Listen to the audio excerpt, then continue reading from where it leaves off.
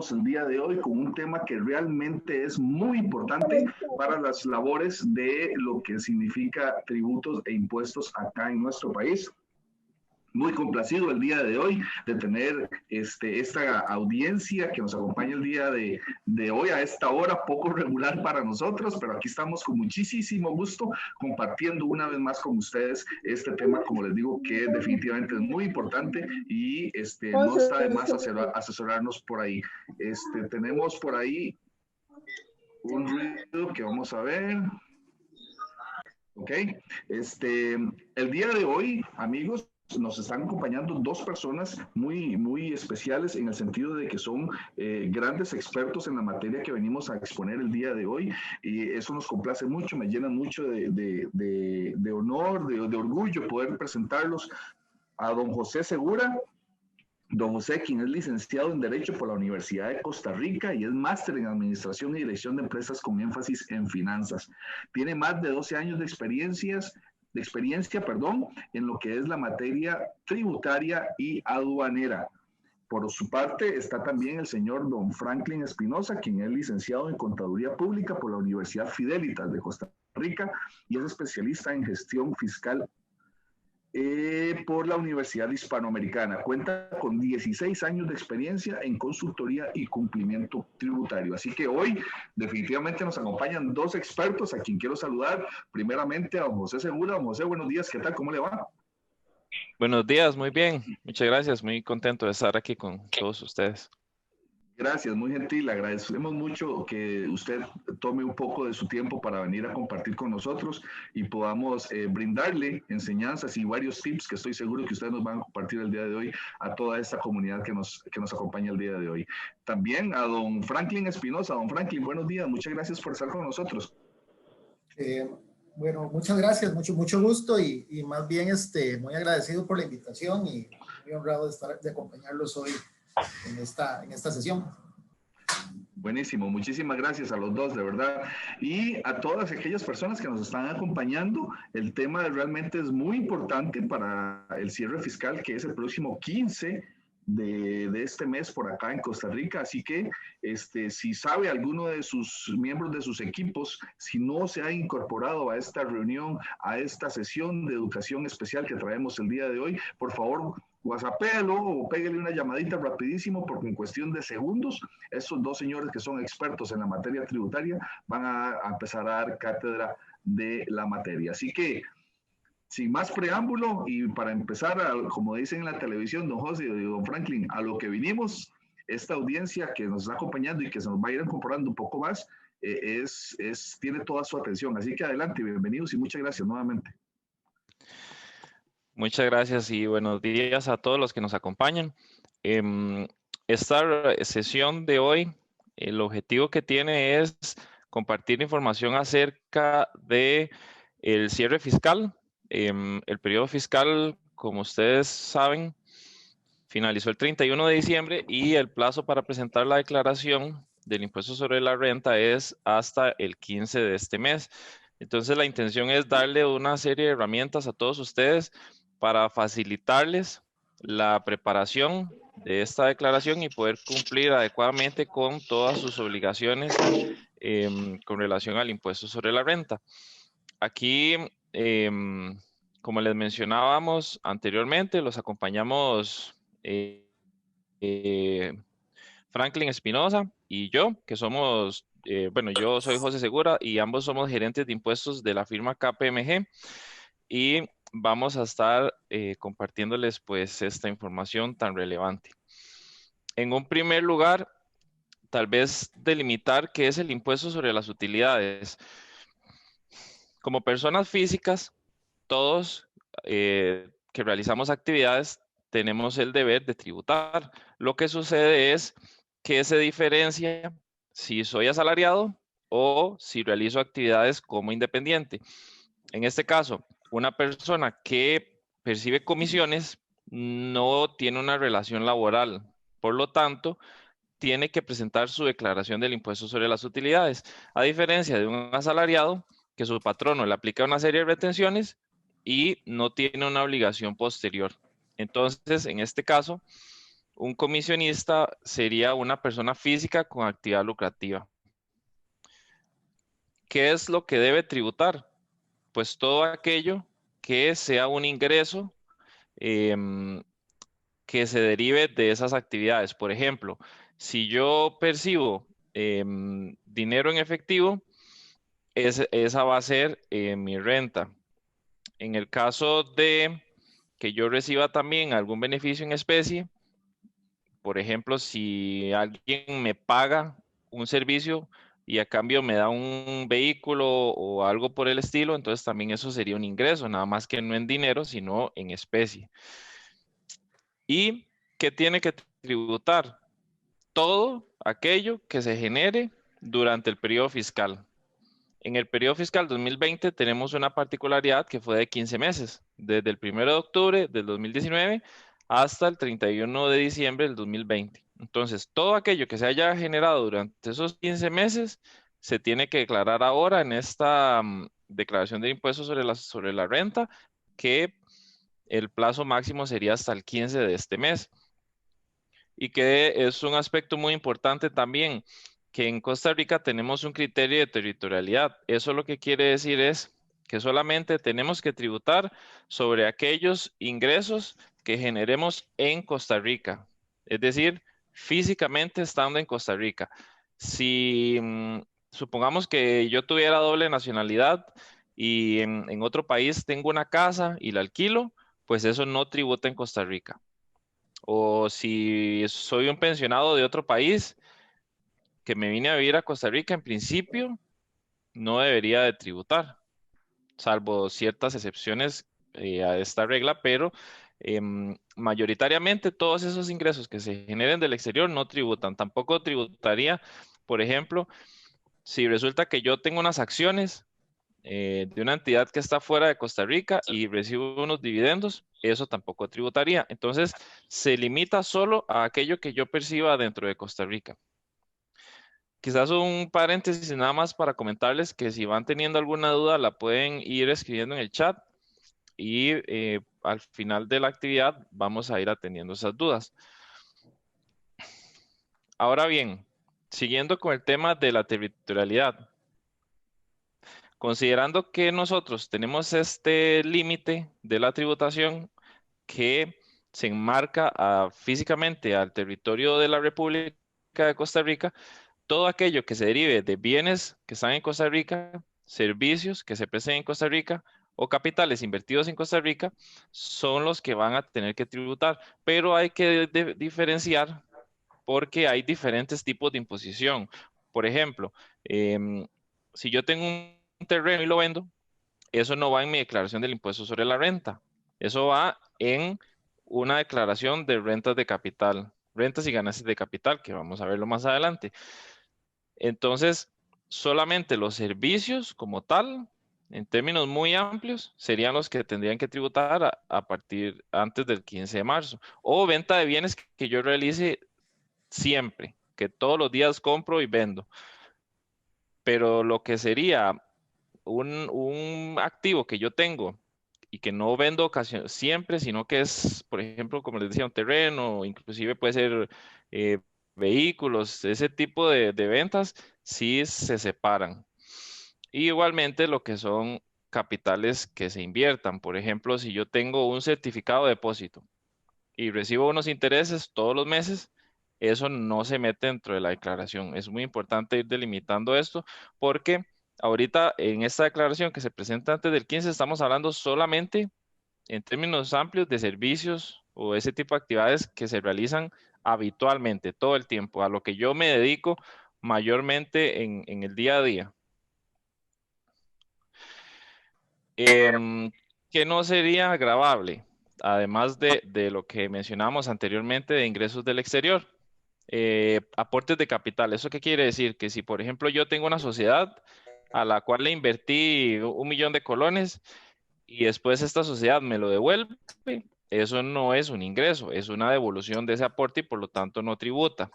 Igualmente, las herencias, si yo recibí una vivienda por un proceso de sucesión, entonces por el momento eso tampoco tributaría.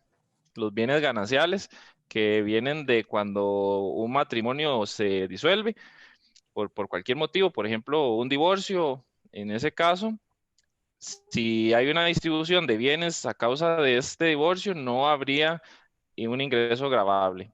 Y las donaciones, que esto sucede a menudo, por ejemplo, en la familia, que el papá quiere hacer una herencia por adelantado, entonces dona algún tipo de bien, entonces ahí no habría un ingreso gravable. Entonces, a partir de lo anterior, ¿cómo se determinaría el impuesto? Lo que hay que buscar es, primero, cuáles son los ingresos que se tienen que someter al impuesto. Como les mencionaba, por ejemplo, las comisiones que recibí todo el año. Después, reducir los gastos y costos que la ley me permite, que estamos hablando de todo aquello necesario para generar ese ingreso. Y al restarle esto me va a dar una renta neta. La renta neta es, ahora sí, el monto sobre el cual yo calcularé el impuesto sobre la renta. Ahora mi compañero Franklin va a continuar conversando con ustedes sobre varios temas ya asociados a cómo propiamente se hace el cálculo de ese impuesto. Bueno, muy buenos días, muy buenos días. Bueno, tomando en cuenta en el punto que me dejó José David, lo que me toca es dar, digamos, algunas noticias que no son tan buenas, ¿verdad? Respecto a qué cosas nos podemos deducir del impuesto sobre la renta y qué cosas no. En primera instancia, tenemos que considerar que mucho de lo que yo puedo deducir para efectos del impuesto sobre la renta tiene que ver con mis actividades habituales. ¿Y a qué nos referimos con actividades habituales? Bueno, básicamente lo que venía mencionando José en cuanto a que son aquel tipo de labores en las cuales yo hago de manera frecuente y que están grabadas con el impuesto sobre la renta. Es decir, que reúna todas aquellas condiciones que mencionó José en sus primeras filminas, indicando que sean actividades que se desarrollen dentro del país, que sean desarrolladas de manera habitual, en resumen, que sean de fuente costarricense en sentido estricto. ¿Okay? Ahora, cuando hablamos de habitualidad, sí entramos, digamos, en una valoración un poquitito más extrema, porque esto va a depender de cuál es, digamos, el objetivo de mi negocio, a qué me dedico y qué hago. ¿Okay? En ese sentido, asociar qué puedo deducir y qué no puedo deducir va a depender mucho de la actividad que desarrollo.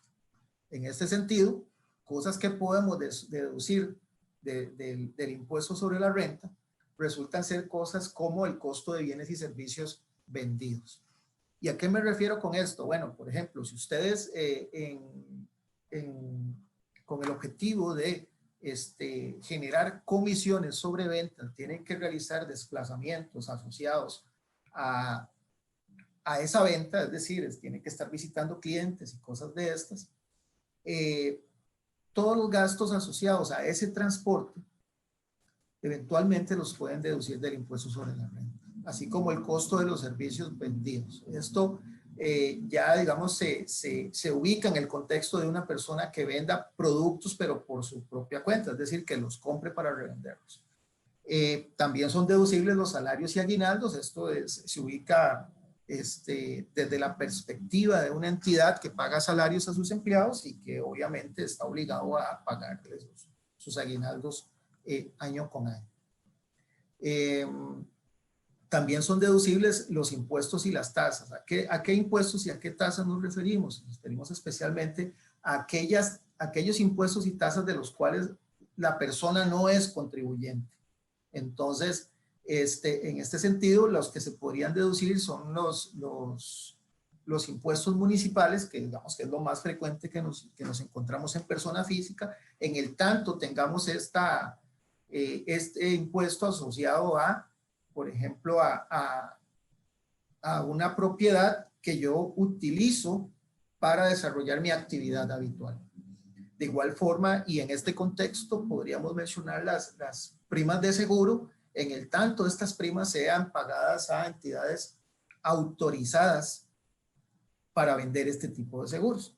¿Por qué? Porque a veces hay seguros internacionales que tienen otro comportamiento y se pueden deducir bajo ciertas normas específicas. Eso realmente es poco frecuente encontrarlos en persona física, pero en todo caso también existe la posibilidad de que sea.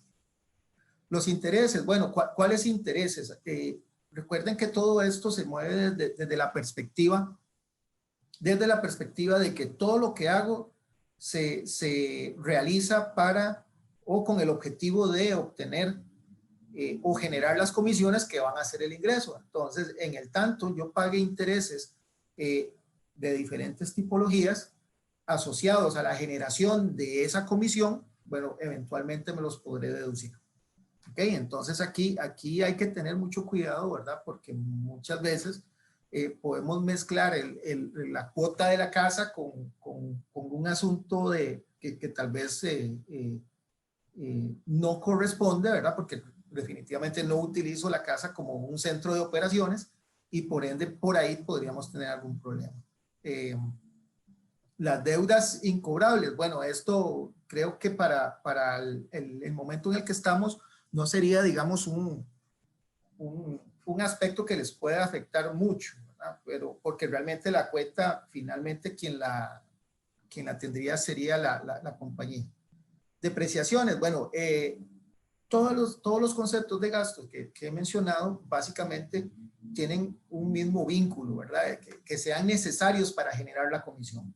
En este sentido, las depreciaciones, por ejemplo, la del automóvil, si yo utilizo el automóvil para desplazarme, bueno, y yo llevo un control de esa depreciación, sin duda alguna yo puedo incluir esa depreciación como un gasto deducible.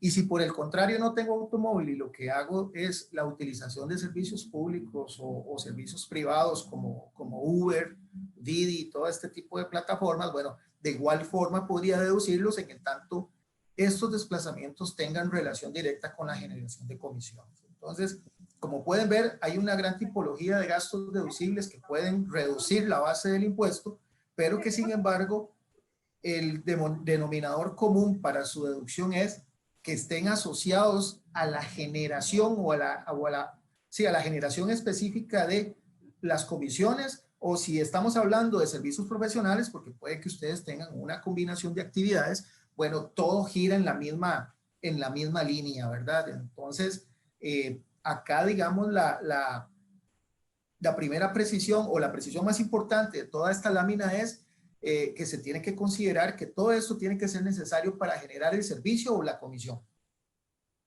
Entonces, si gustan, podemos pasar a la siguiente lámina, por favor. Ahora, esta jurisprudencia es interesante, ¿verdad? Porque invoca un principio muy común en la aplicación o en la realización de auditorías fiscales, ¿verdad? Y es que el principio de realidad económica es, digamos, un principio por el cual se rigen las fiscalizaciones y que muchas veces es utilizado de manera muy conveniente para la administración tributaria. ¿Por qué? Porque ellos básicamente tienen una óptica muy distinta a la que podemos tener cada uno de nosotros en cuanto a qué es útil y necesario. Entonces, todo este tipo de cosas en cuanto a realidad económica se mueven bajo esa línea. Entonces, y no solo específicamente en lo que se presenta en pantalla en cuanto a los contratos aportados digamos, por los automóviles, en cuanto a que en ese momento se intentó deducir la cuota del automóvil del impuesto sobre la renta. Entonces, mucho ojo que muchas veces, o en la mayoría de las veces, la administración tributaria solicita información adicional a los contribuyentes para poder acreditar el gasto. Y esto se da en el ámbito de las fiscalizaciones, pero siempre es conveniente que se resguarde toda la documentación asociada a un gasto que no solo tiene que ver, por ejemplo, con el voucher o el comprobante bancario que nos facilita la entidad financiera, sino que también tenemos que guardar el contrato. ¿Por qué? Porque un fiscalizador lo puede solicitar para ver si realmente el automóvil o la cuota que se está deduciendo pertenece a la persona que está declarando en ese momento el impuesto. Entonces, creo que, y esto funciona así para casi todos los gastos que tengan una naturaleza similar, ¿verdad? Es decir, si yo tengo un contrato de automóvil, si yo tengo un contrato de alquiler de vivienda, si yo tengo un contrato de uso de algún tipo de equipo, qué sé yo, no sé, puede ser que tengamos una computadora en un contrato de arrendamiento. Bueno, todo esto resulta ser información de suma relevancia para poder soportar el gasto. La que sigue, por favor. Ahora, como les decía, a mí me correspondió tocar, digamos, la parte agridulce de todo esto, porque finalmente, si bien es cierto, existen una cantidad innumerable de figuras que podemos deducir como gasto, bueno, también existe una gran cantidad de figuras que pueden ser no deducibles. Es decir, que por más que yo trate de aplicarlos en mi declaración, si esa declaración es revisada, la administración tributaria probablemente los va a rechazar. ¿Y cuáles son esos gastos? Bueno, los primeros que tenemos que mencionar son aquellos que no tengan origen en el negocio. Por eso les decía que todos los gastos tienen que estar asociados a la generación del servicio que estoy vendiendo o de la comisión que estoy generando. Entonces, por ejemplo, si ustedes tienen un gasto que no tiene que ver absolutamente nada con esos dos rubros, bueno, ahí tenemos el primer punto para decir que eso no debe formar parte de mi declaración. Ahora, ¿qué otros tipos de gastos se desconocen? Bueno, las actividades de ocio. Entonces, por ejemplo, la escapadita a la playa, bueno, definitivamente eso no es un gasto deducible para efectos tributarios. ¿Qué sé yo? La salida al cine, bueno, pues tampoco. Bueno, que me fui de vacaciones al extranjero, bueno, tampoco computa como un gasto deducible para efectos tributarios. Los gastos médicos, bueno, lamentablemente, esto creo que podría abordarse de varias formas, pero en persona física, los gastos médicos han venido siendo un tema de discusión a través de los años, porque se consideran que, y lo voy a decir así tan seco como suena, ¿verdad? La administración tributaria ha indicado que al existir la Caja Costarricense del Seguro Social, la gente no tiene derecho a deducirse algo distinto. Entonces, bueno, aquí ya podríamos entrar en hasta quejas, ¿verdad? Respecto de la eficacia del sistema de salud costarricense, pero que sin embargo eso es una realidad. En los últimos años el tratamiento de los gastos médicos ha evolucionado, pero en la mayoría de los casos se ha ubicado en el contexto de entidades, es decir, de compañías legalmente constituidas, y no se ha extendido esto a personas físicas. Esto de alguna forma podría aceptarse la deducción porque es lo que ha venido variando, pero sin embargo en persona física todavía no me ha tocado ver un caso en el cual ya se haya aceptado, porque la variación ha sido muy reciente. Bueno, retenciones o pagos a cuenta. Bueno, retenciones, pagos a cuentas, ¿qué son? Básicamente cuando yo tengo algún tipo de relación con el Estado al pagarme me retiene un 2% como pago a cuenta en el impuesto.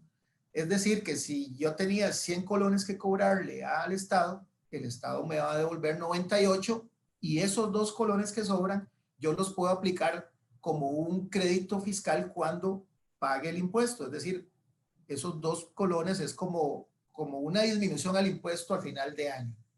Por eso es que no puede ser deducible, ¿ok? Porque realmente lo que afecta es el pago, no la determinación del impuesto.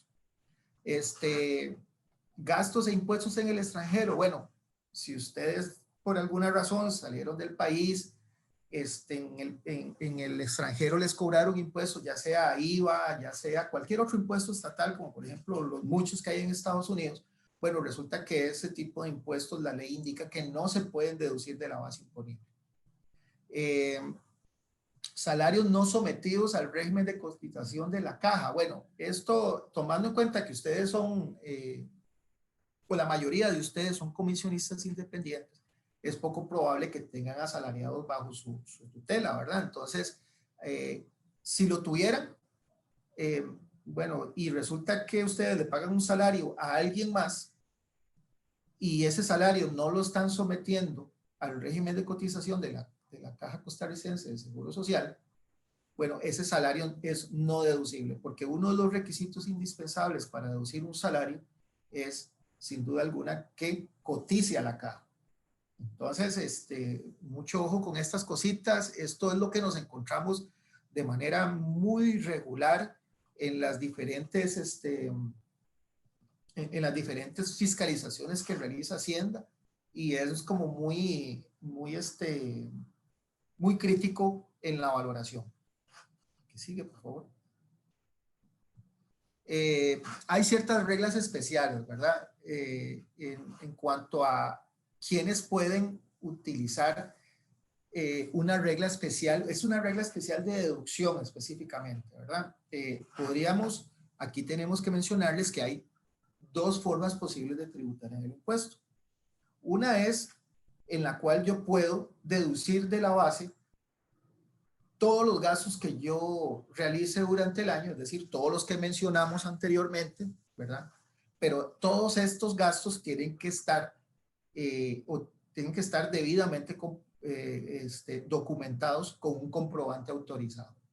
Es decir, de alguna forma obliga a las personas a llevar un control más estricto o una contabilidad para poder deducir de la base todos estos ingresos. Pero adicionalmente existe una segunda modalidad que se conoce como la deducción única y que aplica solo para ciertos profesionales específicamente, como por ejemplo los profesionales o técnicos que presten los servicios sin que medie relación de dependencia. Esto es como la persona que da mantenimiento para refrigeración, por ejemplo, aplica para una persona que trabaje en esas condiciones de forma independiente. También aplica para agentes vendedores de todo tipo, nuevamente de manera independiente. Agentes comisionistas, como es el caso que nos ocupa hoy, es gente que puede aplicar esta regla especial, y los agentes de seguros. Entonces, las normas generales son las que yo acabo de mencionar en cuanto a documentación y registro, que estén vinculados a la actividad habitual, etcétera, etcétera. Todas esas cosas que yo acabo de decir, adicionalmente, tiene una obligación adicional, ¿verdad? Y es que estén soportados con facturas autorizadas. Pero también existe la otra norma, que es que se pueden acoger a una deducción única, sin necesidad de presentar ninguna prueba, es decir, sin un solo papel. Pero esto es con una limitación del 25% de los ingresos brutos de la actividad o de las comisiones devengadas según corresponda. Es decir, que si yo me gané 100 colones en una comisión, asumiendo que esa es la suma del año, obviamente, le aplico el 25% y entonces la base imponible para el impuesto van a ser únicamente 75 colones, y a partir de ahí debo comenzar a aplicar toda la escala progresiva del impuesto. La próxima, por favor.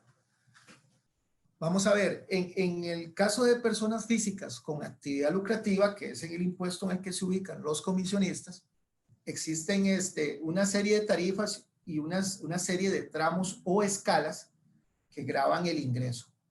Es decir, ubicándonos en el contexto anterior de los 100 colones que mencioné, obviamente aquí ya ese fue como para efectos muy didácticos, pero sin embargo si entráramos bueno, me parece que más adelante tenemos ahí algunos ejemplos, mejor no me voy a adelantar. Entonces, las tarifas actuales y los tramos actuales indican que de 0 colones a 3.742.000 no se va a pagar impuesto, ¿ok? Entonces, esto es importante, ¿verdad? Si al resultado de la operación que mencionó anteriormente queda por debajo de los 3.700.000, no corresponde liquidar ningún impuesto. Ahora, Si yo en comisiones me gané más de 3.742.000 colones, pero menos de 5.589.000, tengo que tributar sobre el exceso a un 10%. Es decir, en este caso, si yo me gané 4 millones, realmente solo ganaría la diferencia entre esos 4 millones y los 3.700.000 multiplicados por el 10%. Ya lo vamos a ver con números más aterrizados, pero esto, digamos, es como para ir explicando de una vez la mecánica de los tramos. En la segunda, en la tercera escala, tenemos que aquellas comisiones que superen los 5.589.000, pero sean menores a 9.322.000, les aplica un 15%. Y las comisiones que excedan 9 millones, pero que sean menor de 18.683.000, les aplica un 20%. Y finalmente tenemos todo aquello que supere los 18.683.000 colones para arriba, tributa al 25%. Entonces, ¿qué es lo que debo hacer? Ubicarme cuál es mi salario, en qué escala estoy, y de esa forma, perdón, cuál es el nivel de ingresos, disculpen, aplicarle la deducción única o ya sea la totalidad de los gastos que tengo con comprobantes y aplicarle esta escala. Ahora sí, creo que ya vamos a pasar a uno de los ejemplos. Bueno, en este primer ejemplo tenemos el cálculo de, digamos, en el sistema ordinario. Una persona que trabaja de manera independiente y solo tiene ingresos por comisiones. Y tiene gastos con comprobante, ¿verdad? De 500.000 colones. Quiere decir que si yo los 5 millones, que son los ingresos totales por comisiones, le resto los 500.000 colones, la renta neta, que es sobre lo cual se va a aplicar la escala, es de 4,5 millones. Entonces, ¿qué quiere decir? Que yo a los 4,5 millones le resto los 3.700.000, que es lo que establece la escala, eso me da una diferencia de 758.000 colones, y esos 758.000 colones por el 10% de impuestos sobre la renta da un total de 75.800 colones. Es decir, una renta neta de 4,5 millones en el impuesto de persona física con actividad lucrativa únicamente me va a generar un impuesto de 75.000 colones, bueno, 76.000. Entonces, esto realmente resulta ser un cálculo bastante simple, ¿verdad? Si uno tiene acceso, digamos, a cómo se maneja o cuál es la mecánica del impuesto. En el segundo ejemplo, tenemos el cálculo con regla especial. ¿Ok? Resulta que ustedes, esto inclusive lo podrían usar como una forma de comparar, ¿verdad? Si se quiere, como vieron en el cálculo anterior, teníamos que la persona solo pudo juntar en comprobantes 500.000 colones, ¿verdad? Entonces, hay, digamos, una valoración posterior en cuanto a qué pasaría si yo me aplico la regla especial. Bueno, con regla especial, vean qué interesante, que el mismo ingreso de 5 millones se le aplica el 25% de la regla especial, con lo cual tengo mucho más deducible, pero sin la necesidad de ir a buscar ese montón de papeles, como dicen, ¿verdad? Entonces, acá, ¿cuándo esto puede funcionar? Cuando yo tengo, digamos, con gastos comprobables más de ese monto.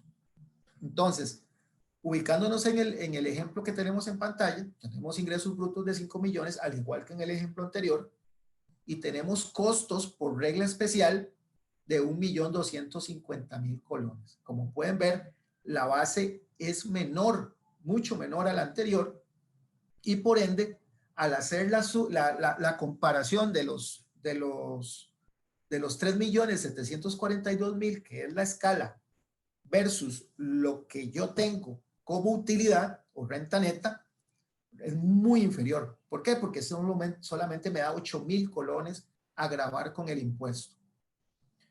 Entonces, eso por el 10%, bueno, nos dan un total de impuesto de 800 colones. Entonces, como pueden ver, pasamos a una diferencia bastante sustancial si yo, por ejemplo, no tengo el debido cuidado de recopilar todos los documentos, es decir, todas las facturas asociadas a mis gastos.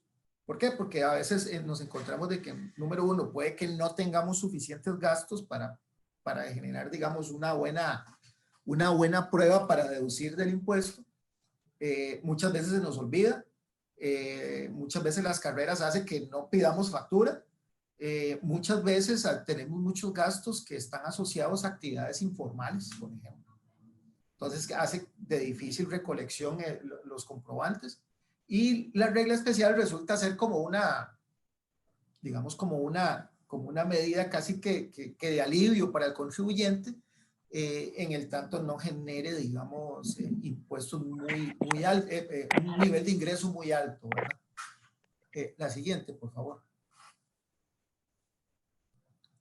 Ahora bien, creo que por ahí vi pasar esta pregunta ahí, apenas dijimos que el tema de los ingresos, ¿verdad? Entonces, yo creo que con esta respondemos algo de lo que están preguntando. Bueno, para nadie es un secreto, ¿verdad? Que en muchos casos el salario no es suficiente y nos vemos obligados a tener ahí, como decimos coloquialmente, ¿verdad? Un camaroncillo. Y por ende, estas cosas también juegan, y también desde el punto de vista fiscal, también ya tienen, digamos, el ojo puesto. Entonces, por ende, estamos hablando de que la persona eventualmente tributaría en dos impuestos, hay ciertas consideraciones que se deben de tomar en cuenta, ¿verdad? Lo primero es, y antes de entrar al cálculo, es que recuerden que si ustedes son asalariados y su salario está sujeto a las retenciones del impuesto al salario, ya su patrono tuvo que haber declarado ese impuesto a través de una declaración específica. Y por ende ustedes ya pagaron un impuesto. Pero a su vez también ya disfrutaron de una base exenta. ¿Ok? Los dos impuestos tienen una base exenta, pero no se pueden disfrutar las dos al mismo tiempo. Eso es como decir, esa es una de las malas noticias que tiene el cálculo de asalariado y comisionista o de servicios profesionales. Bueno, cualquiera que tenga una combinación con el régimen de asalariado. Entonces, en este caso, la mala noticia es que si mi renta neta es superior, o ya de alguna forma es inferior inclusive al mínimo exento en el impuesto a las personas físicas con actividad lucrativa, lamentablemente la tarifa del 0% ya no me la puedo aplicar. Es decir, que cualquier colón que yo genere como renta neta entra de una vez a la escala del 10%. Entonces, creo que esto de alguna forma es un poco triste, ¿verdad? Porque definitivamente, y les voy a contar que sí es una situación muy fiscalizada por parte de la administración tributaria. Tengo conocidos que básicamente los han fiscalizado en este impuesto precisamente por haber disfrutado de la base exenta. Entonces, ¿por qué? Porque la administración tributaria lo que hace es que baja la base de datos de la caja, ve quién es asalariado, también busca, digamos, al mismo o paralelamente busca las declaraciones de persona física con actividad lucrativa, hace sus cálculos y de inmediato se dan cuenta si se disfrutó o no de una base exenta. Entonces, en el ejemplo que tenemos en pantalla, tenemos una persona que recibe un salario mensual de 1.000.000 de colones, es decir, es un salario que paga impuestos del salario y tiene ingresos por comisiones de 500.000 colones. A esto se le aplica la deducción única, pero esa deducción única aplica única y exclusivamente para los 500.000 colones, ¿verdad? Aclaro que el salario ya es punto y aparte. El salario ya fue declarado en el formulario que presentó el patrón. ¿Ok? Entonces, ustedes solo tienen que incluir en la declaración personal, es decir, la persona física con actividad lucrativa, los 500.000 colones. En este supuesto, estamos aplicando la deducción única del 25%. Y al final nos da un monto a grabar de 357,000 colones. Pero como yo no tengo base exenta, resulta que de una vez tengo que aplicarle el 10%. Entonces, mucho ojo, ¿verdad? Que realmente esto sí es un asunto técnico que tenemos que tener en claro, porque sí es fiscalizado en la práctica. O sea, yo, insisto, conozco varias personas cercanas que les ha tocado enfrentar una fiscalización por aprovecharse el mínimo exento al cual no tenían derecho por tener una doble condición de asalariado y de profesional independiente. La que sigue, por favor. Créditos. Bueno, acá esta es la parte que, y esto no es una broma, ¿verdad? ¿Qué nos podemos acreditar? ¿A qué le podemos aplicar una disminución en cuanto a créditos fiscales? Bueno, por cada hijo dice que serán 18,000 colones al año. ¿Ok? Todos sabemos que un hijo nos cuesta un montón más en cuanto a manutención, pero bueno, se admite 18,000 colones como crédito fiscal de aplicación en la declaración, y por el cónyuge 28,440 anuales. Es decir, que si yo tuviese 100,000 colones de impuestos que pagar, le resto los 18 y le resto los 28, y la diferencia es lo que tengo que pagarle al cónyuge. Mucho ojo, ¿verdad? Que si ambos cónyuges, su salario o sus ingresos superan las escalas, solo uno puede deducir al otro. Entonces, realmente esto da risa, ¿verdad? Porque aparte de que es un crédito fiscal realmente muy pequeño, también tiene limitaciones en su aplicación. La que sigue, por favor.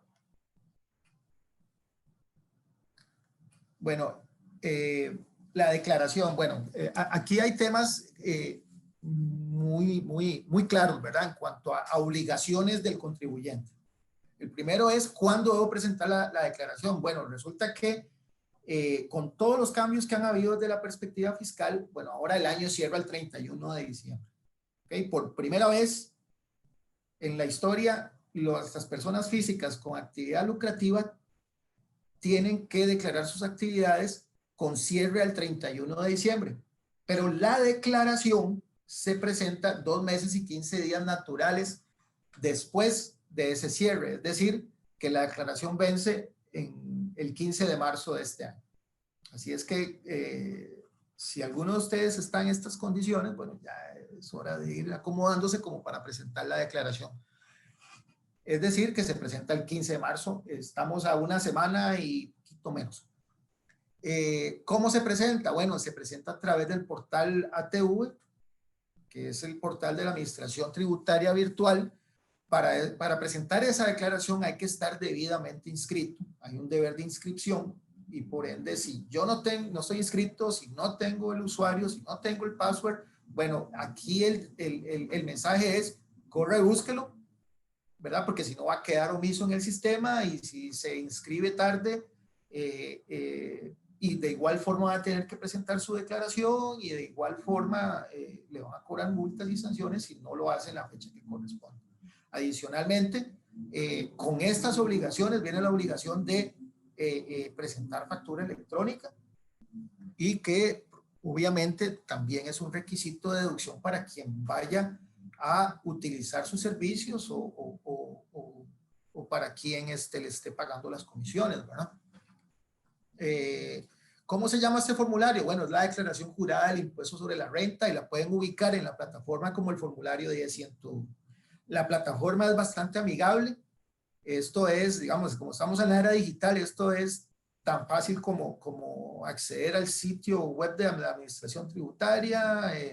Esto ya está linkeado con el registro público, entonces yo meto mi número de cédula y prácticamente a partir de ahí ya tengo un proceso de inscripción casi que de automático y en línea, y para lo cual, digamos, ya no existiría mucha excusa para no estar inscrito y presentar la declaración. ¿Qué otra obligación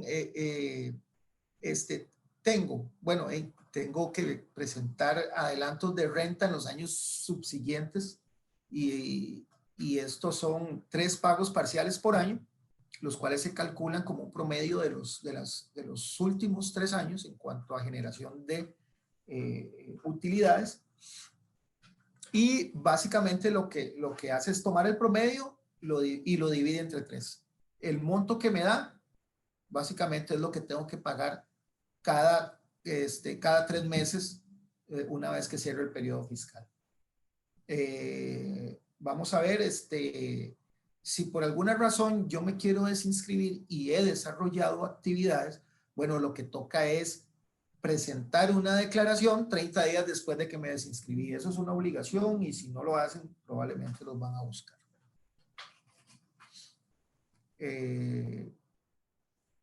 Bueno, acá le doy la palabra a José David, que va a exponer esta sección.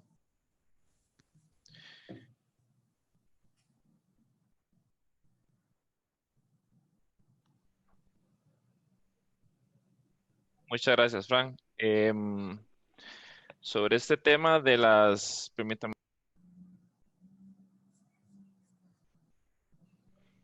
Disculpe, José, una pregunta. ¿Dejamos las preguntas para el final de impuesto de renta o pasamos a este otro tema? Vamos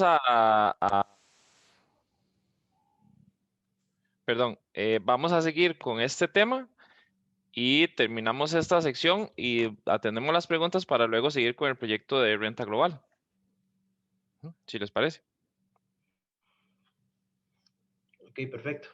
De acuerdo, muy bien. Ahora vamos a repasar brevemente un tema muy importante que es el de rentas y ganancias de capital. Quizás alguno de ustedes se haya preguntado, bueno, ¿y qué pasa si yo tengo una casa que estoy alquilando, por la cual me pagan un arrendamiento mensualmente? ¿Lo tengo que incorporar en esta declaración o no? Pues la respuesta a esto sería que en principio no se tiene que incluir ese ingreso dentro de esta declaración que se presenta antes del 15 de marzo, porque los arrendamientos de bienes inmuebles, también de bienes muebles, de arrendamientos de vehículos, por ejemplo, ese tipo de cosas, así también como los rendimientos financieros de una inversión en un banco o si recibo excedentes de una cooperativa, ese tipo de ingresos tributan bajo lo que se llama el impuesto sobre rentas y ganancias de capital. Entonces, todos esos ingresos van por aparte, porque en el caso de los arrendamientos de bienes inmuebles, la persona que arrienda tuvo el deber de presentar mensualmente una declaración en la cual aplicara un impuesto que es del 15%, como vamos a ver más adelante, y no el impuesto sobre las utilidades que se declara ahorita.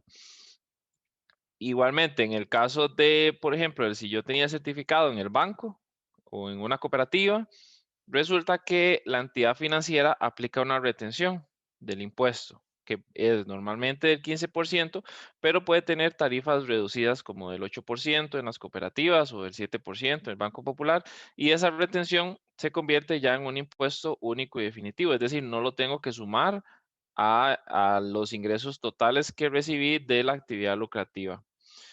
Y las ganancias de capital son lo que se define como variaciones en el patrimonio. Eso quiere decir que si yo tengo un bien y dispongo de ese bien de alguna forma, como por ejemplo venderlo, entonces si yo compré ese bien a un valor y resulta que ese valor de venta es mayor, esa diferencia entre el valor que yo lo compré y el valor de venta va a ser una ganancia de capital que por lo tanto va a deber tributar. Hay excepciones, como por ejemplo, si yo vendo la vivienda donde yo habito ordinariamente en mi casa, em, si yo hago una venta excepcional de algún bien no inscribible o que no sea un título o valor, entonces aquí estamos hablando, por ejemplo, de si yo compré un celular y resulta que no me gustó y se lo vendí a alguien. Ok, entonces eso no genera una ganancia gravable porque no es una actividad que yo esté realizando habitualmente y eso no se inscribe en el registro. En el caso del vehículo, por ejemplo, Si yo vendí mi vehículo y tuve una ganancia, eso en principio tributaría. Lo que sucede es que lo normal de un vehículo es que siempre se deprecie. Rara vez una persona tiene un vehículo y después de cierto tiempo más bien adquiere valor. Entonces, en estos casos van por aparte, no van en esta declaración que se va a presentar ahorita en marzo. La tarifa aplicable a todo este tipo de ingresos, de arrendamientos, de inversiones, de ganancias de capital, inclusive es del 15%, como regla general. Hay tarifas reducidas, como les mencionaba, y en el caso de lo que se llama rentas del capital inmobiliario, es decir, si yo alquilo la casa, por ejemplo, ahí la ley permite una deducción y entonces ya la tarifa no es del 15%, sino del 12.75%. Y esa deducción no necesita comprobantes electrónicos, no debe cumplir con las reglas de los gastos deducibles, sino que nada más es automáticamente permitida esa deducción. Y en el caso de las ganancias de capital, si resulta que yo tenía el bien desde antes del 1 de julio del 2019, que entró a regir la Ley para el Fortalecimiento de las Finanzas Públicas, yo podría, en vez de aplicar el 15% sobre la ganancia, aplicar un 2.25%, pero sobre el monto total de la venta. Entonces ahí hay que ir a hacer los números a ver qué es más conveniente. Por ejemplo, si a mí me heredaron un terreno y en aquel momento valía 10 millones de colones, ¿verdad? Y resulta que actualmente en 2 años aumentó a 15 millones de colones, yo tengo que ir a ver qué es mejor, aplicarle el 15% a los 5 millones o el 2.25 a los 15 millones. Hay que ver y hacer el cálculo para ver qué es lo que sería más conveniente. Ahora vamos a pasar al espacio de preguntas porque he visto que hay varias consultas. Entonces, Fran, yo las voy a ir leyendo y usted nos ayuda con las respuestas. Igualmente, como lo veíamos hace un rato, parece ser que hay algunas que ya se contestaron a lo largo de la exposición, pero igualmente vamos a repasarlas en caso de que tal vez sea necesaria alguna aclaración adicional. Entonces vamos a buscar aquí, la primera consulta dice, si realiza las dos actividades, dependiente e independiente, entendería que en este caso tal vez la pregunta se refiere a qué sucede con la declaración del impuesto sobre la renta si es asalariado y también recibe ingresos por actividad lucrativa.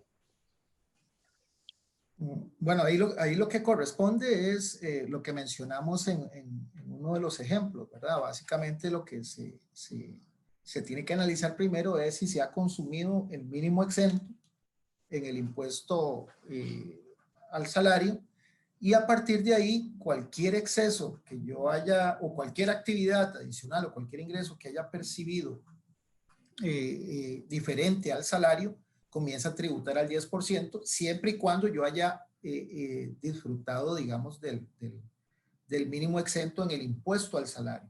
Esto es un poco complejo, ¿verdad? Si se quiere, porque tenemos la interacción de dos impuestos distintos.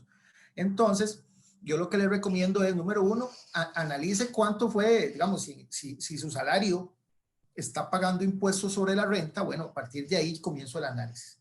Si no está pagando impuestos sobre la renta, bueno, usted puede aprovechar el mínimo exento en su declaración personal, ¿ok? Entonces, esto es un análisis que se tiene que hacer previo a llenar la declaración, porque estos números finalmente no se integran en la declaración de esta forma, sino a nivel de el resultado, por decirlo de alguna forma, ¿verdad? De acuerdo. La siguiente pregunta sería, si soy asalariada y también comisionista, ¿se toman los dos ingresos? Va por la misma línea, yo creo. Bueno, no se toman los dos ingresos, porque recuerden que el ingreso que percibe por salario ya fue declarado por su patrón, por su patrono, perdón. Con lo cual lo que se tiene que incluir en la declaración de impuesto personal corresponde a lo que recibió en su actividad independiente, ya sea como comisionista o de servicios profesionales o lo que fuera. Tenemos otra pregunta que nos dice Pamela que ya está respondida, pero bueno, vamos a leerla también por si es de interés de alguna otra persona. Primas de seguros de los bienes que uso para la actividad o también de gastos médicos personales. Las primas de seguro sí son deducibles en cuanto estas estén pagadas digamos, a una aseguradora debidamente inscrita ante la Superintendencia General de Seguros.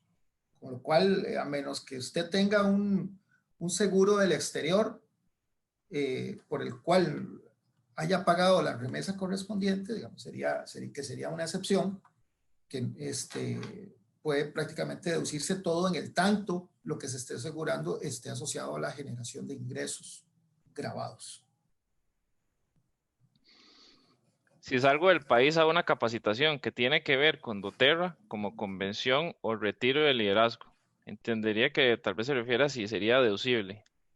Sí, sí, sin duda alguna sí sería deducible si, digamos, si tiene esa línea tan definida, ¿verdad? Con esa línea de vinculación tan definida con la generación de las comisiones, sin duda alguna es deducible. En el tanto también usted puede recuperar todos los comprobantes asociados, ¿verdad? O sea, aquí tenemos que ser claros en que mucho de la deducción va a depender no solo de si se puede o no se puede, sino de cómo esté documentado, ¿verdad?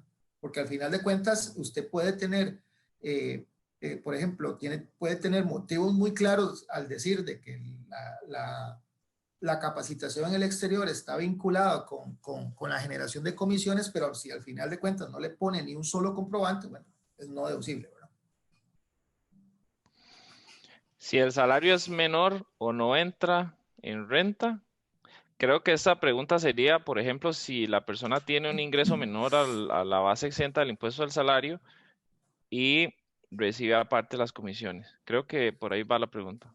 Sí, bueno, si el salario no tributa en el impuesto al salario, lo que ocurre es que de igual forma lo que voy a reportar en la declaración personal van a ser los ingresos por las comisiones y la única diferencia va a ser es que ahí sí puedo aplicar el mínimo exento. Es decir, si yo recibí 500,000 colones de comisión en todo el año, es muy probable que ese ingreso no va a pagar impuestos porque queda por debajo de los 3.700.000 que mencionamos ahora. Pero de igual forma hay que reportarlo, ¿verdad? Hay que ser claros en eso. Si no se ha recibido comisiones algunas y el salario es menor, igual se debe declarar en cero ingresos. Sin duda alguna, existe la obligación de presentar la declaración aunque sea en cero. Aquí creo que es una muy buena pregunta porque estamos habituados a que, mira, como no me han pagado nada, no declaro nada. Bueno, aquí lo que priva es que si usted está inscrito en el impuesto persona física con actividad lucrativa, tiene el deber y la obligación de presentar la declaración, con independencia que tenga impuesto por pagar o no. Uh-huh. ¿Los adelantos de renta se rebajan luego del total a pagar? Correcto. Después de que se realiza toda la operación matemática que mostramos en los ejemplos, hay una casilla específica dentro de la declaración donde se incluyen los pagos parciales. Esos pagos parciales disminuyen el impuesto y al final la diferencia es lo que tienen que cancelar en ventanilla o en el banco. Esta pregunta es similar a una anterior. Si no llego al mínimo de ingresos, no estoy obligada a presentar el impuesto sobre la renta. Me imagino que se refiere a la declaración. Como lo veíamos hace un momento, entonces sí tendría que presentarla, aunque sea en cero. Aunque sea en cero, así es. Aquí hay otra pregunta bastante interesante que dice, ¿puedo incluir como gastos de publicidad lo que invierto en Facebook? Si tiene una factura autorizada, sin duda alguna lo puede hacer. Ok. ¿En qué casilla se coloca en la D101 el IVA no utilizado en los 3 meses anteriores? De la D101. Bueno, vamos a Sí. ver. Vamos a ver. Recuerden que esto va a depender de la modalidad que ustedes escojan para tributar en cuanto a si van con la regla especial o si van por el método ordinario. El método ordinario es el que recopila comprobantes y lleva de alguna forma contabilidad. ¿Ok? Si usted lleva contabilidad, lo que toca hacer es un procedimiento que se conoce como una conciliación fiscal.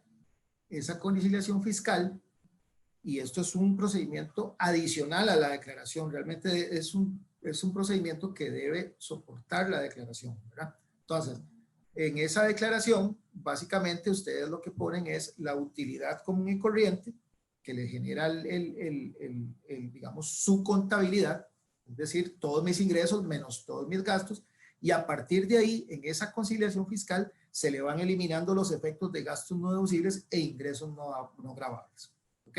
Entonces, esos gastos no deducibles, lo que van a afectar es que en el formulario, por ejemplo, si usted no tuviera gastos no deducibles, digamos que generó 100 colones de gastos. Entonces, si no generó gastos no deducibles, usted pone los 100 colones íntegros en la casilla correspondiente de la declaración.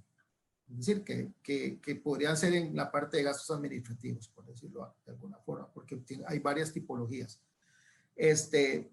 Pero resulta que nos encontramos en una condición donde se generó una partecita de gastos no deducibles. Entonces, y resulta que esos gastos no deducibles son, no sé, digamos que 25 colones por las vacaciones. Entonces, en vez de meter los 100 completos, yo solo meto 75. Eso es más o menos la mecánica que se debe utilizar para reflejar un no deducible. Es que el no deducible finalmente no se mete en la declaración, sino que se mete lo que puedo deducir únicamente.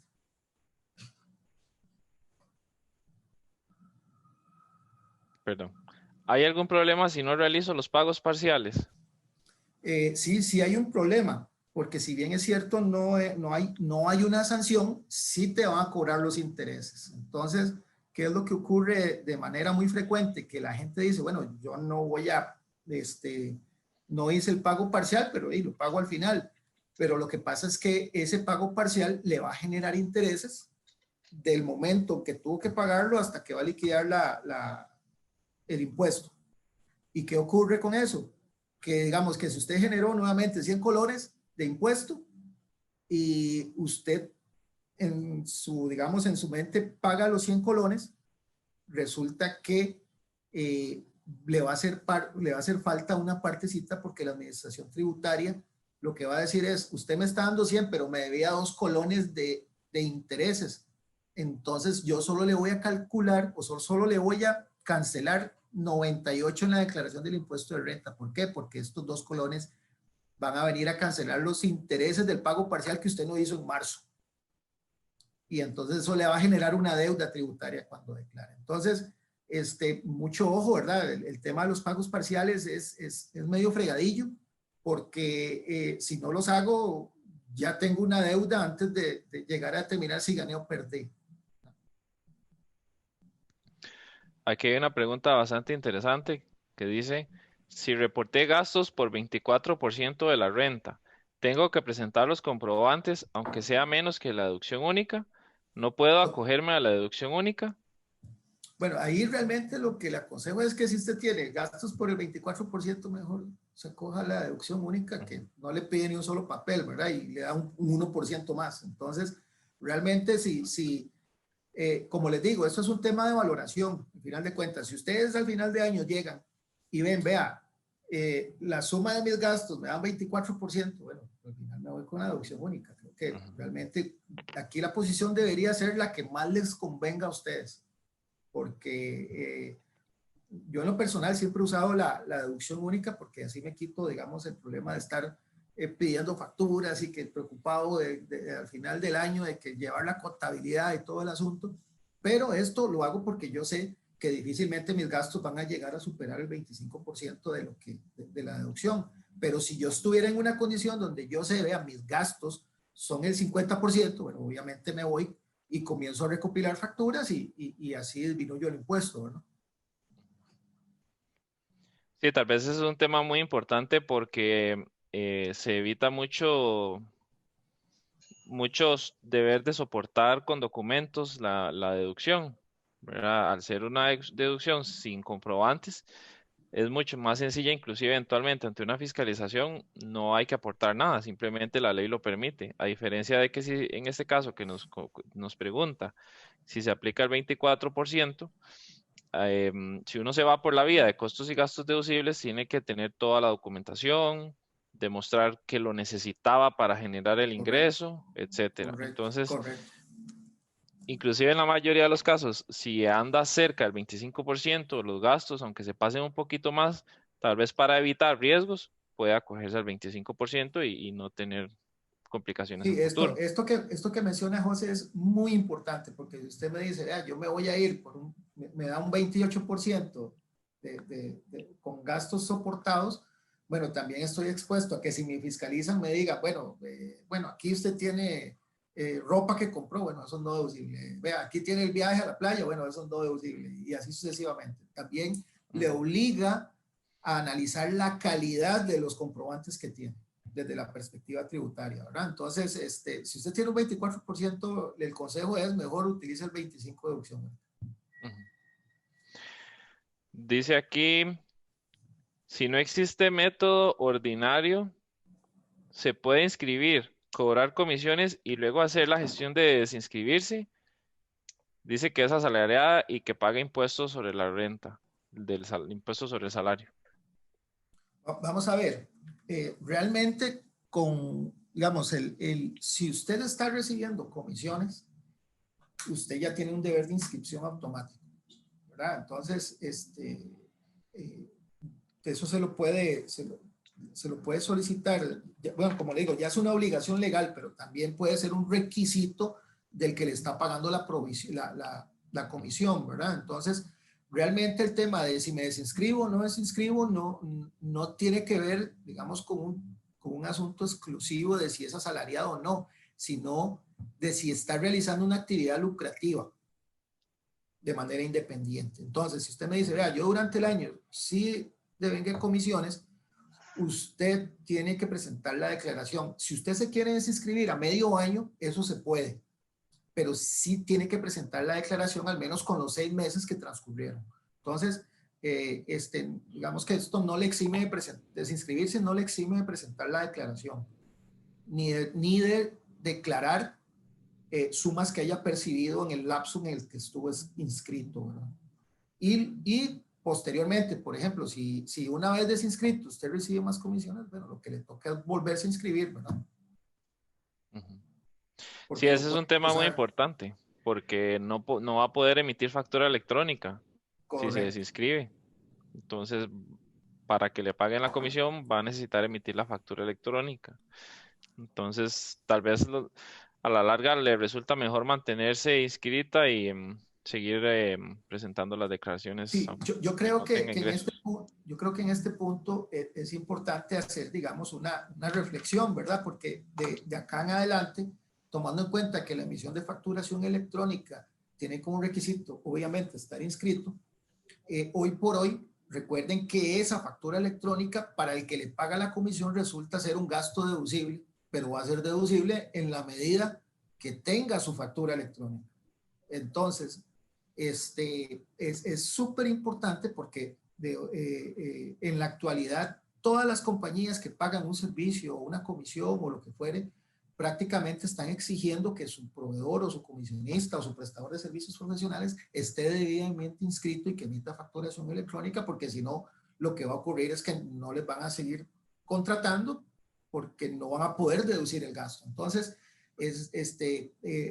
mucho ojo, ¿verdad? En la mayoría de empresas serias, realmente la política es que no aceptan gastos que no tengan una factura electrónica, ¿verdad? Entonces, mucho ojo porque esto puede ser una condición que les puede hasta disminuir el ingreso a ustedes, ¿verdad? Dice aquí, revisando durante el año, las deudas por pagos parciales no aparecían en el sistema. Ahora, al declarar la renta, aparecen los pagos con intereses. Hacienda me dice que yo tenía que saber cuánto tenía que pagar. ¿Existe un procedimiento para esto? ¿Se puede apelar? Vamos a ver. Aquí hay un problema, y si se quiere, la misma administración tributaria genera demasiadas incertidumbres. Lo vivimos día a día. Bueno, José no me deja mentir. Realmente la administración tributaria a veces no es muy eficiente, ¿verdad? Sí se puede reclamar esto. Primero se hace a través de una gestión de la plataforma Travi, que son trámites de la administración tributaria. que se envía ahí una solicitud, ahí se la atienden y básicamente en teoría ahí le tienen que resolver, ¿verdad? Lo que pasa es que no son tan expeditos como quisiéramos. Por otra parte, la administración tributaria entre líneas lo que está diciendo es que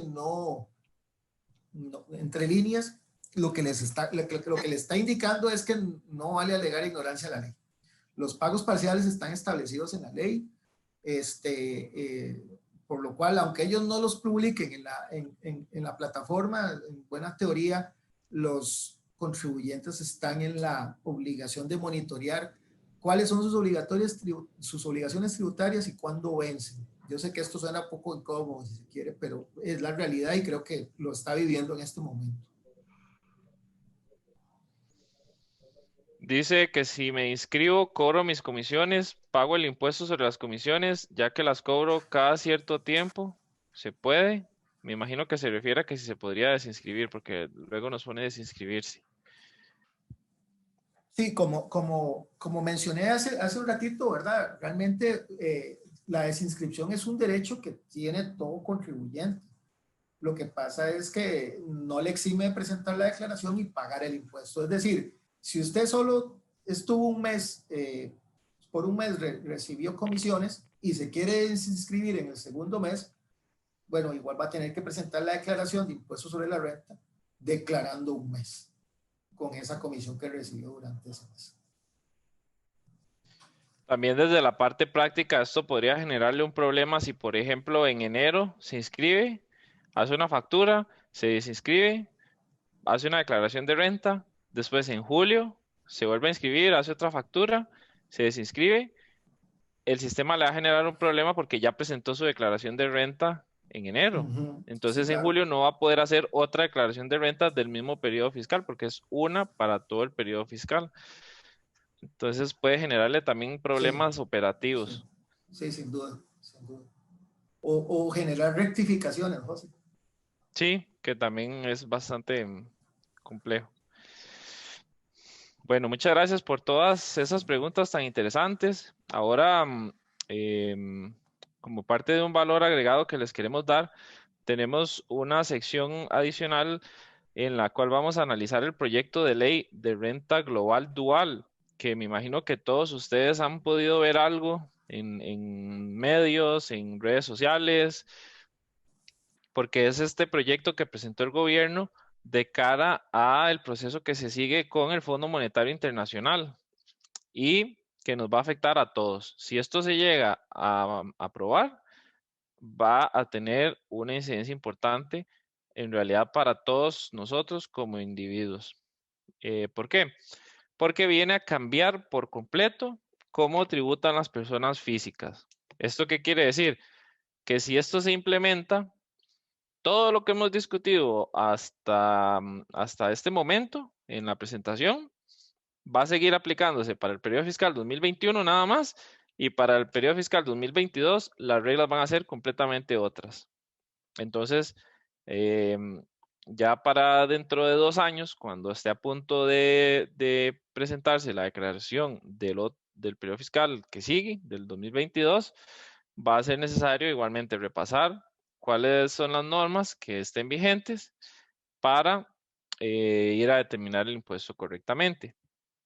Esto está ahorita en la Asamblea Legislativa, no ha avanzado mucho, sinceramente, pero al ser parte de la agenda relacionada con el crédito del Fondo Monetario Internacional, es muy probable que esto avance, ya sea como está ahorita o con cambios que se introduzcan en el proceso legislativo, pero en definitiva es un proyecto sumamente relevante y sobre el cual el gobierno tiene muchísimo interés. Entonces, como lo hablábamos al principio, si nos fijamos en cómo estamos ahorita, los salarios van por un lado, mi patrón no me retiene y ya, yo no tengo ninguna obligación. Si yo realizo actividades lucrativas como recibir comisiones, declaro, pero no se tributa también sobre los salarios porque ya tributaron y tampoco se tributa sobre rentas de capital como intereses y este tipo de cosas porque ya se tributó, ya sea por la retención que aplica el banco o por la declaración mensual que se debe de aplicar. Sin embargo, ahora va a pasar lo siguiente: los salarios y las actividades lucrativas van a unirse y van a tributar juntas. Por eso se llama renta global. Global es que globaliza, valga la redundancia, o que junta los dos tipos de ingresos, salarios y actividades lucrativas. Los mete, por decirlo así, en una sola canasta. Y es dual porque se mantienen separadas las rentas y las ganancias de capital. Por eso se llama, el proyecto tiene ese nombre tan curioso, renta global dual. Aquí lo vemos de esta forma, como se segregan los diferentes tipos de rentas, porque lo que vemos en azul es lo que se va a unir en la misma olla, que sería los salarios, todo lo que se deriva del trabajo dependiente, ¿verdad? Con mi patrono. También se juntarían las rentas de actividades lucrativas, como las comisiones que yo recibo por ventas y este tipo de cosas. Y además se genera un régimen de atribución de rentas, que vamos a ver en un ratito qué significa. Se mantienen por separado rentas y ganancias de capital, en principio, salvo que estén relacionadas con la actividad que yo realizo, en cuyo caso, ahí sí también se sumarían.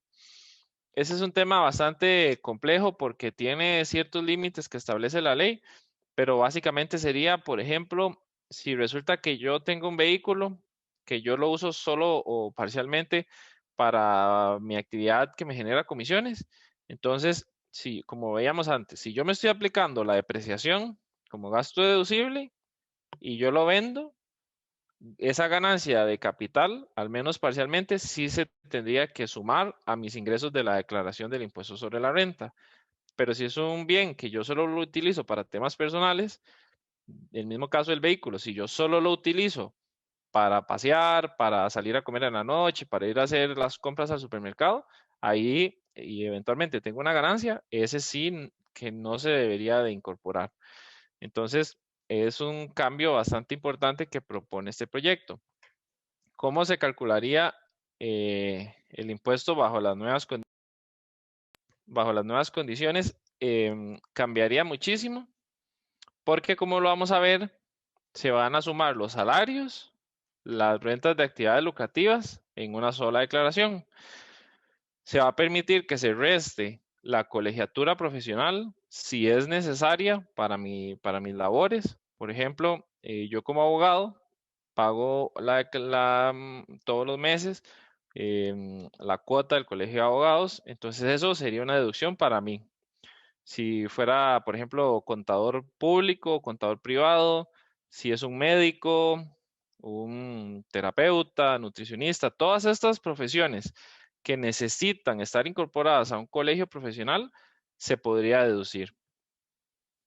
Si yo, por el contrario, estoy incorporado a ese colegio profesional, pero resulta que yo me dedico a otra cosa completamente diferente, ahí ya no sería deducible. Después se va a sumar las rentas de actividades lucrativas, como por ejemplo comisiones, se van a sumar en esa declaración, se van a sumar las rentas atribuibles, que lo vamos a ver en un momento, y se van a poder restar pérdidas operativas netas de periodos anteriores. Por ejemplo, si yo tuve menos ventas que gastos, en ese caso entonces, esa pérdida que se generó el año pasado se podría deducir en el periodo fiscal siguiente. Después, ¿qué más se podrá deducir si este proyecto entra a regir? Un mínimo personal de 8.200.000 colones.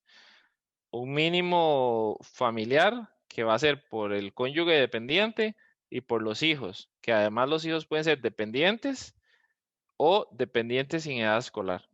Entonces, si es el hijo dependiente, pero que no está en edad escolar, se aplica una deducción.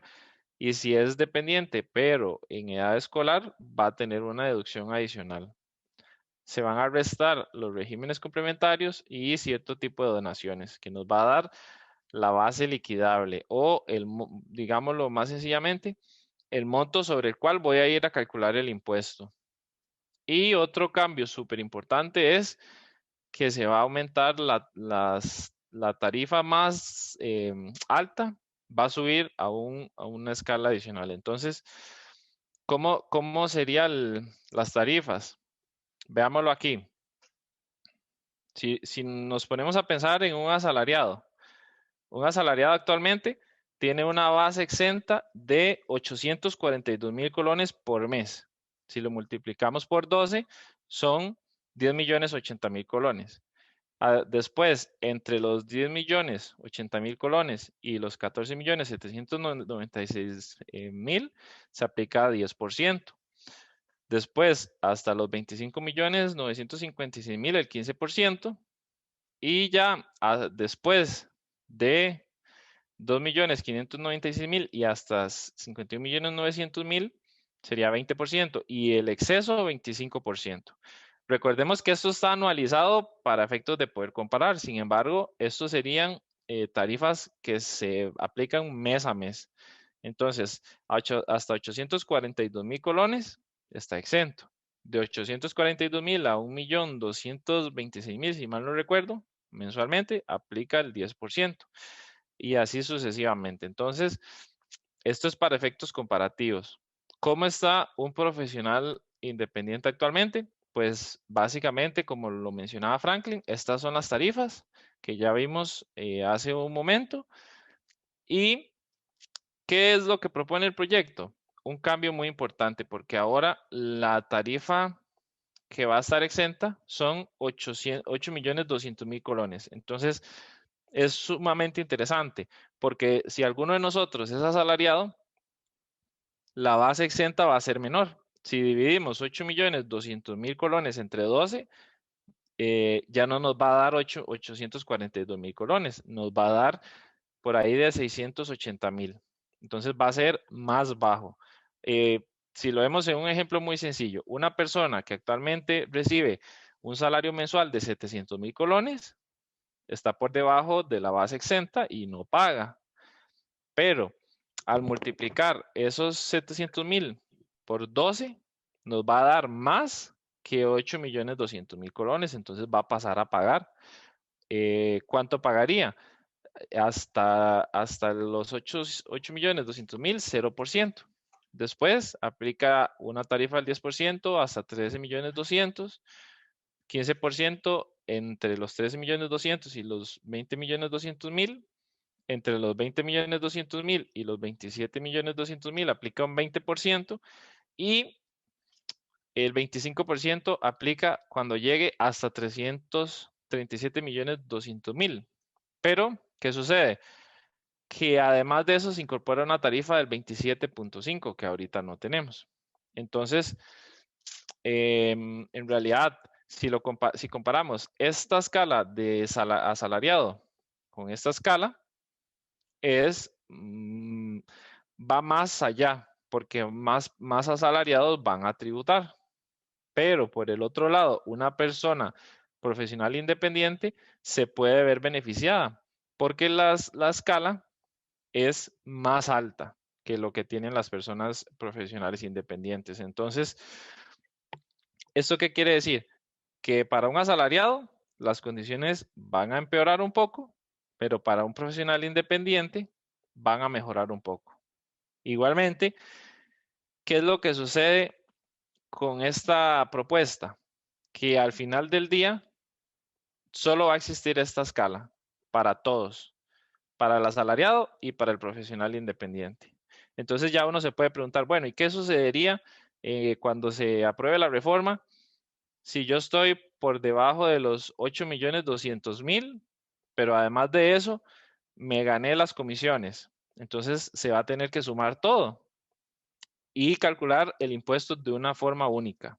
Es decir, si mi salario más las comisiones dan 8,300,000, voy a tener que pagar el 10% sobre 100,000 colones. Entonces, este es un cambio muy importante porque en cierta forma lo va a hacer más beneficioso para la persona física con actividad lucrativa. Pero por el otro lado, para los asalariados, las condiciones van a ser un poco más desfavorables. Adicionalmente, se incrementan las tarifas de rentas y ganancias de capital en 1.5 puntos porcentuales adicionales por 2 años. Entonces, si resulta que yo tenía el certificado de depósito en el banco, que me retiene un 15%, por 2 años me va a retener 16.5%.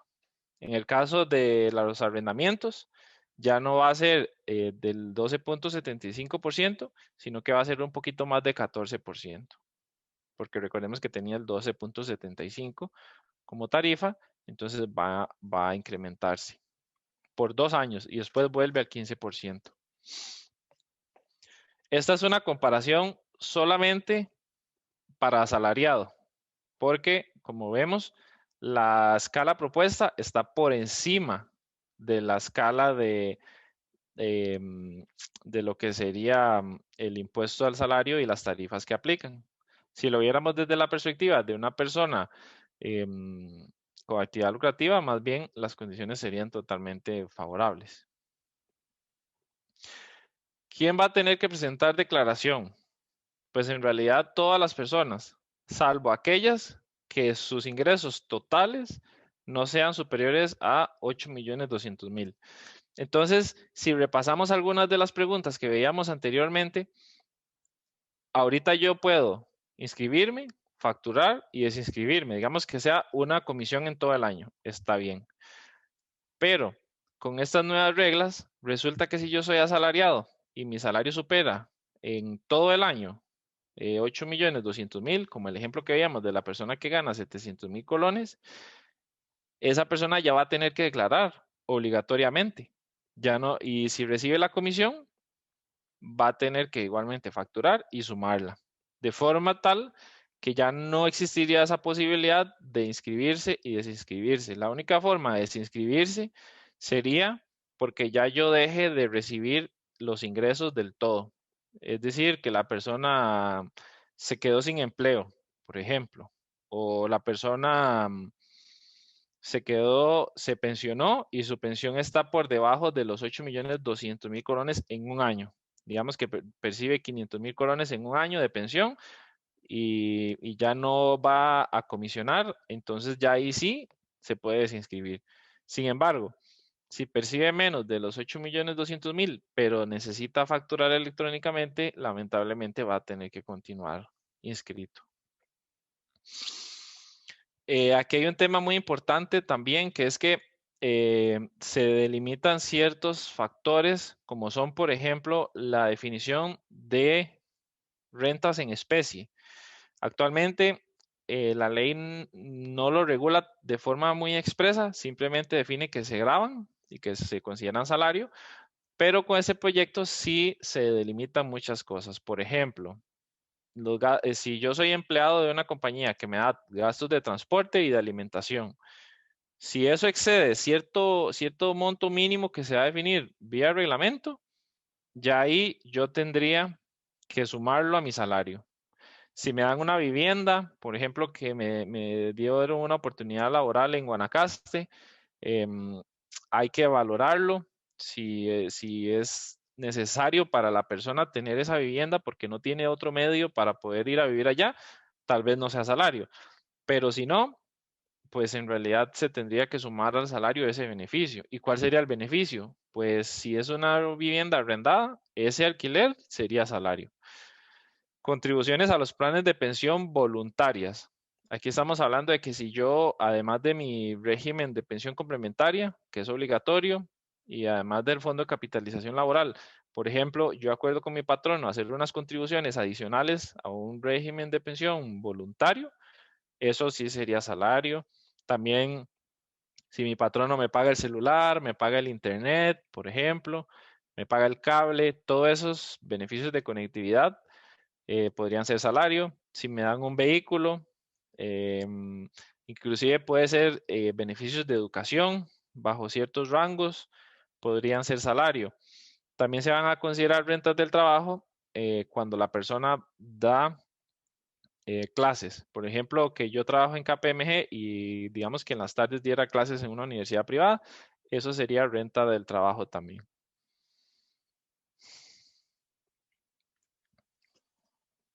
aquí hay un punto muy importante antes de seguir al siguiente aspecto, que es, ¿qué va a suceder con las retenciones que me aplica el patrono?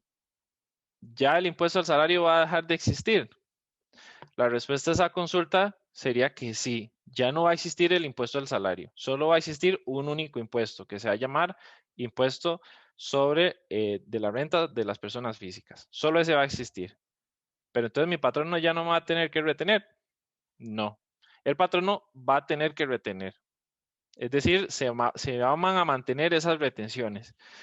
Pero ¿qué es lo que sucede? Que esas retenciones ya no van a ser definitivas, como ahora, que por ejemplo el patrono aplica la retención y yo me olvido. Ya yo digo, bueno, ya mi patrono me retuvo el impuesto al salario, ya no tengo nada que hacer. Ahora, si este proyecto se llega a implementar, va a ser muy diferente, porque la persona va a necesitar sumar todos sus ingresos y hacer su declaración, aunque el patrono le retenga. Y después, si el patrono le retuvo, esa retención va a ser un pago a cuenta. Es decir, como lo veíamos antes, es como una especie de adelanto del impuesto, como son ahora los pagos parciales, que se van pagando durante el año y después se aplican. Es igual, si la persona percibía 1 millón de colones, por ejemplo, el reglamento va a definir el porcentaje que se va a retener y al final del periodo fiscal, la persona, cuando hace su declaración del impuesto sobre la renta de las personas físicas, va a sumar todas esas retenciones y las va a restar del impuesto que tendría que pagar. Entonces, eso es un cambio muy importante porque ya no nos vamos a poder confiar de que el patrono me retiene y se acaba la obligación, porque vamos a tener que ir sumando esos salarios, ir verificando esas retenciones para después aplicarlas. Entonces el sistema va a ser bastante más complejo para aquellas personas asalariadas porque van a tener que llevar un sistema muy diferente. En el caso de si alguno tiene, por ejemplo, beneficio de vehículo de la empresa, hay sistemas para calcular cómo se determina ese beneficio. Es decir, convertir el beneficio en un monto para incluirlo en la declaración. Entonces, si consiste en la entrega del vehículo a la persona como parte de su compensación, la empresa le entrega un vehículo para que ya sea de su propiedad, pues entonces todo el monto del valor del vehículo va a ser salario. Si se le entrega para uso, 20% por año. Y si es uso y al final de un plazo de entrega, va a ser el 20% por año, pero al final del plazo en el cual ya se cumple para que se le entregue, en ese momento el valor del vehículo va a ser también salario. Entonces, por ejemplo, si el vehículo costó 100, entonces serían 20 por año. Y si en 5 años se le entrega, uno podría pensar, bueno, 20 por 5 es 100, ya pago el 100%, ya no hay que pagar. Pero eso no es lo que define la ley. Lo que define la ley es que a ese quinto año habría que ir a ver cuál es el valor justo de mercado de ese vehículo y aplicarle el impuesto. Entonces, si valía 100, a los 5 años no va a valer 0. Hay que ir a ver, comparar cuánto podría costar en otras condiciones ese vehículo y sumarlo también al monto que se va a grabar con el impuesto. El régimen de atribución de rentas es una figura bien compleja, pero vamos a tratar de simplificarlo un poco. Lo que significa este sistema es que cualquier renta que se genere bajo figuras como sociedades de hecho, condominios, empresas individuales de responsabilidad limitada, fideicomisos, testamentarios o de garantía y sucesiones indivisas, eso, a pesar de que existe un contrato que lo genera, va a tributar la persona que es beneficiaria. Veámoslo así. Supongamos que hay una sucesión porque hay un causante, es decir, una persona falleció hace cierto tiempo, los herederos entraron a presentar un proceso de sucesión judicial o notarial inclusive, y resulta que dentro de los bienes de la sucesión hay un bien que produce rentas. Por ejemplo, una vivienda que está alquilada y genera ingresos. Entonces, esos ingresos ya la sucesión no va a tener que inscribirse como contribuyente, sino que cada uno de los individuos beneficiarios de esa sucesión va a tener que determinar un porcentaje según el porcentaje que le corresponda de beneficio de los bienes y sumarlos a sus ingresos. Entonces, supongamos que son 3 herederos en partes iguales, la casa genera 300,000 colones, ok, le tocan 100,000 a cada uno y cada una de esas personas va a tener que sumar esos 100,000 dentro de sus ingresos gravables. Es un cambio muy interesante porque vamos a tener que prestar atención cuando suceda una sucesión o cuando algún familiar presente establezca un fideicomiso testamentario o en garantía para estar atentos a los ingresos que nos genera y tener que tributar. Ahí también destaca dentro de los fideicomisos que se incluyeron ayer, me parece que salió en la Gaceta, como parte de los declarantes de el registro de beneficiarios finales del Banco Central. Entonces, cada vez se van regulando más estas figuras con el fin de que las personas no las utilicen con fines quizás evasivos o elusivos de impuestos. Residencia fiscal, esto puede ser importante para quizás alguno de ustedes que sea ciudadano de otro país y que actualmente está en Costa Rica, porque se va a considerar residente fiscal si está en el país más de 183 días. Otras condiciones serían que su núcleo de negocios principal o que su núcleo familiar estén en Costa Rica permanentemente. En ese caso, la persona se va a considerar residente fiscal en Costa Rica. Entonces, eso lo que implica es que esa persona va a ser contribuyente en Costa Rica y va a tener que presentar su declaración al final del periodo fiscal. Como yo les mencionaba al principio, nuestro sistema de renta se basa en la territorialidad, es decir, solo se graba lo que yo genere en Costa Rica y eso no va a cambiar, al menos como está ahorita la propuesta, eso no va a cambiar. Pero esto tiene incidencia desde la perspectiva de cumplir las obligaciones tributarias de cada persona. Las exenciones se mantienen similares a como están ahorita. Están exentas, por ejemplo, las rentas que se generen por el ROP, el régimen de pensiones complementarias. También todas aquellas rentas que se generen, por ejemplo, por la Junta de Pensiones del Magisterio, la Caja Costarricense de Seguro Social, en lo relativo a los fondos de pensión, se van a mantener exentas. Cuando yo reciba ya la pensión, ahí sí, si la pensión que yo recibo anualmente, sumada de todos los meses del año, supera el mínimo exento, ahí sí yo tengo que tributar. También las herencias, legados y donaciones se mantienen exentas. El aguinaldo, dichosamente, se propone que se mantenga exento.